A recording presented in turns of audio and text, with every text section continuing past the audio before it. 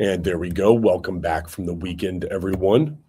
Hope it was a good weekend. Anthony, we got a chance to watch the Masters this weekend. Masters ended up delivering a great few days of television from Thursday all the way through Sunday. Rory McIlroy pulls off the win.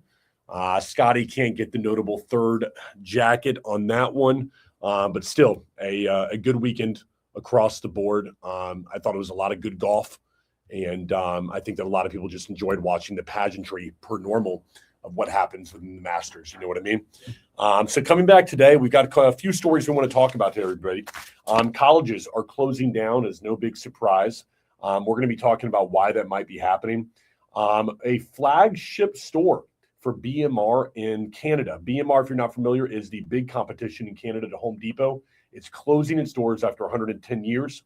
A broader story we're talking about is if 2026 is the new 2016. We're going to talk about why nostalgia is making a comeback. That is never more apparent than what we saw in Coachella. Now, I'm not a big Coachella guy, a music festival guy. For some of you, you may not have heard of it. We'll be talking about what happened there. And then finally, Sam Altman.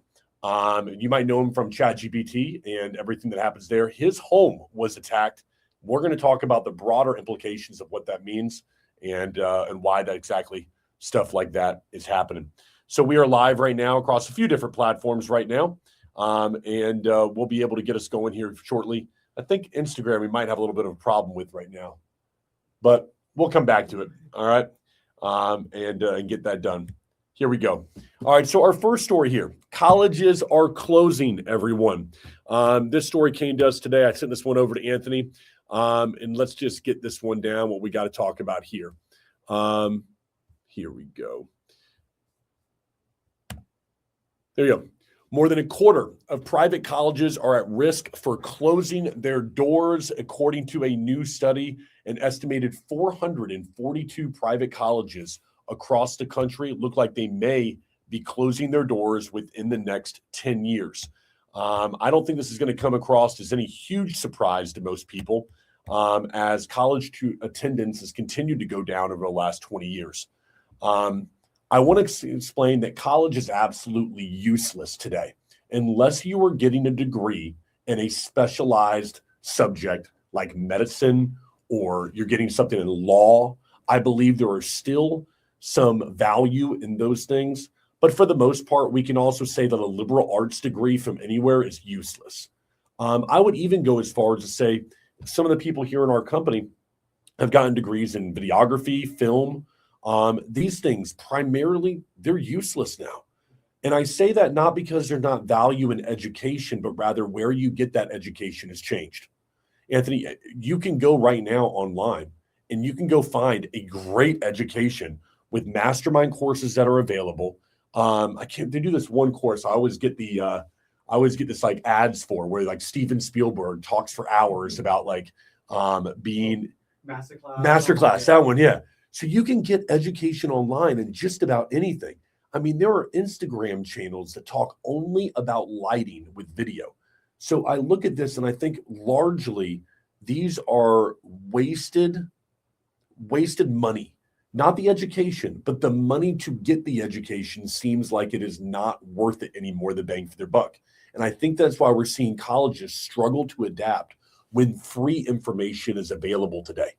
I also, just like a little hot take for me. Yeah.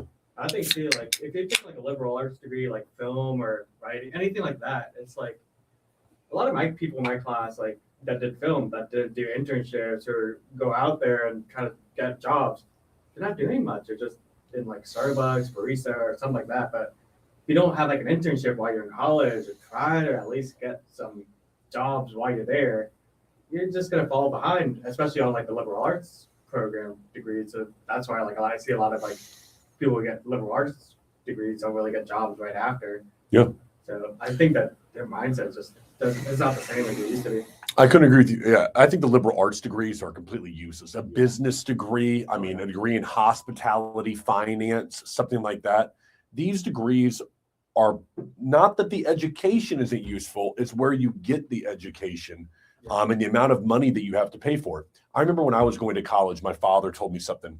And the basic idea of what he told me was You don't go to college to get the education. You can get that in other places. You go for the experience and dealing with people, learning how to kind of live the world on your own.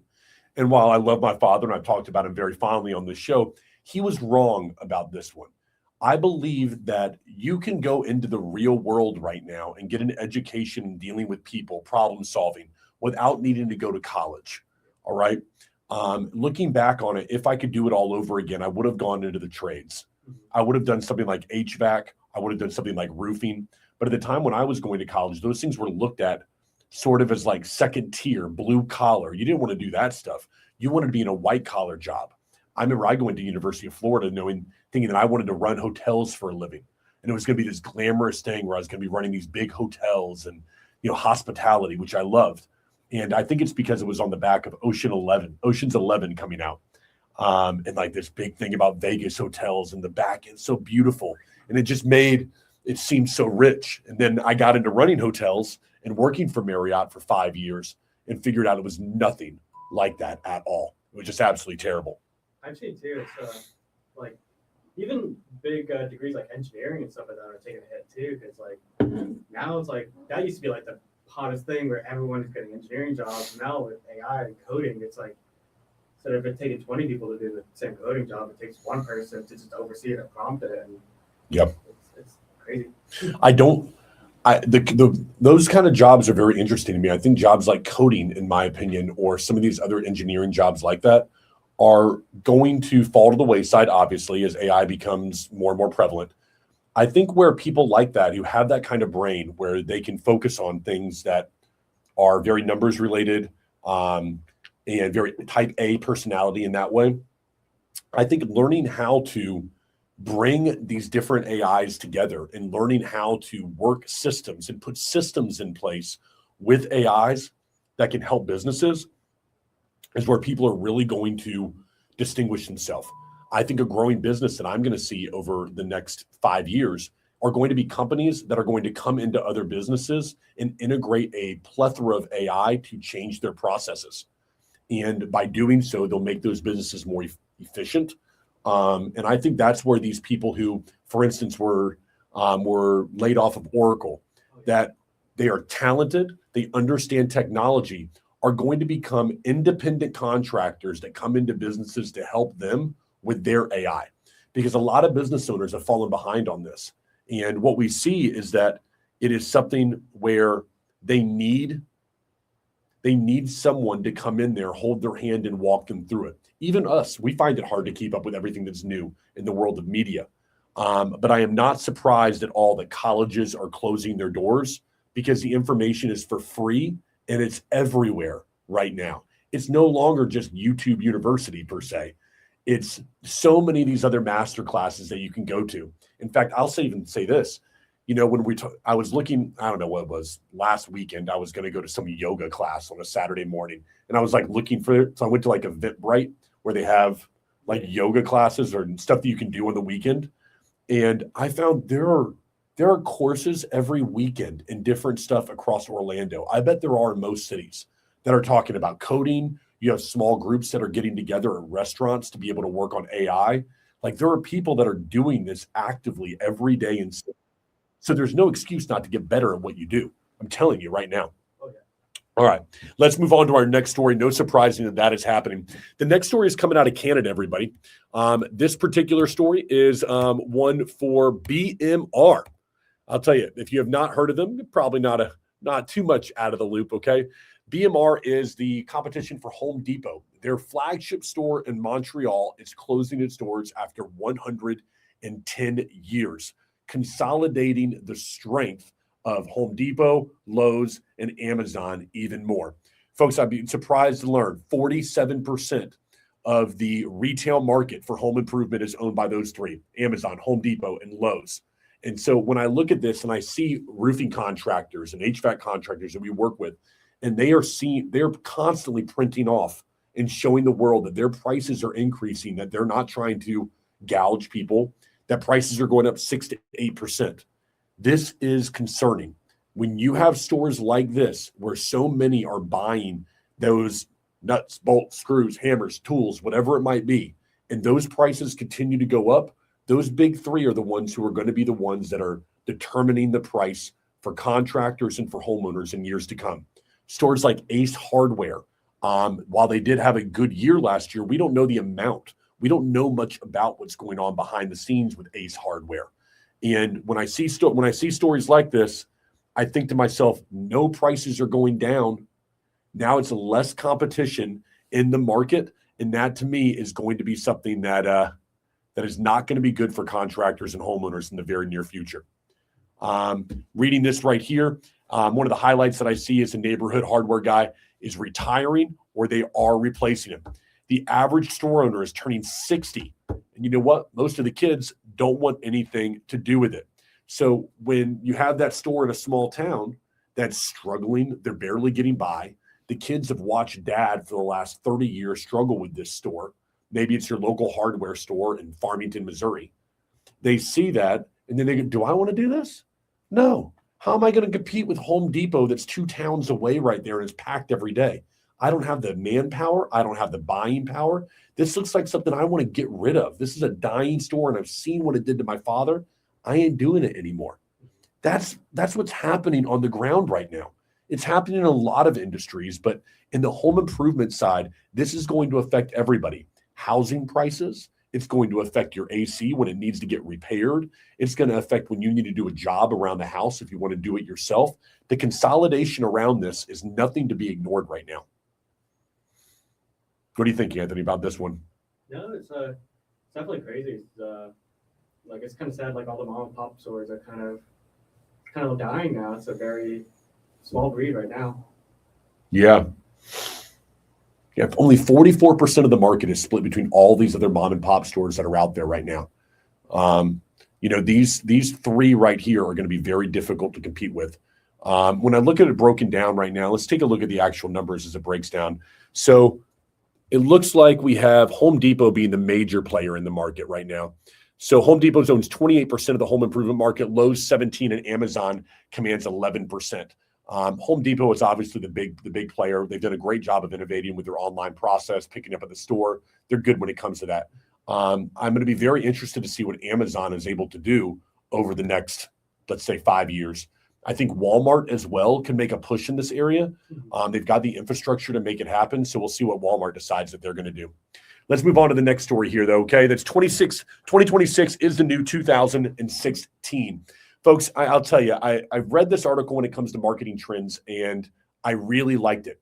I believe there's a lot of similarities right now between 2026 and 16. I mean, we got Trump in office. We have a war in the Middle East. So we have things that are definitely going on right now. But it got me thinking, though, about this.